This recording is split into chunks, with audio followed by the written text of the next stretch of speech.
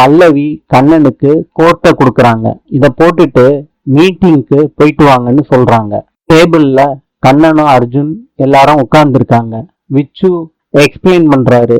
இந்த டெண்டர் நமக்கு prestige issue. இந்த டெண்டரை நம்ம எப்படியாவது ஜெயிக்கணும். விச்சுவும் அர்ஜுனும் டெண்டரை கோட் பண்ணிடுறாங்க. வீட்டுக்கு எடுத்துட்டு வராங்க. பார்வதி கிட்ட குடுக்கறாங்க. பார்வதி பூஜை பண்றாங்க.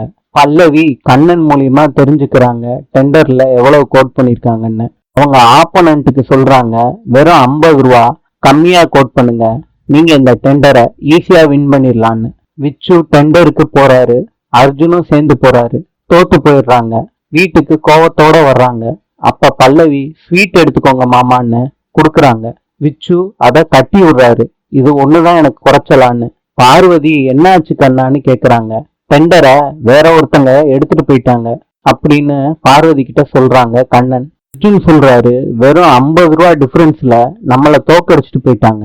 நம்ம எவ்வளவு கோட் பண்ண போறோம்னு அவங்களுக்கு தெரிஞ்சிருக்கணும். யாரோ ஒரு துரோகி நம்ம கூடவே இருந்து விஷயத்த சொல்லியிருக்காங்க. அர்ஜுனுக்கு முழு சந்தேகமும் பல்லவி பேர்லயே இருக்கு. இன்று கொலம்பியாவின் நாணயம் பிசோ. நாளை சந்திப்போம்.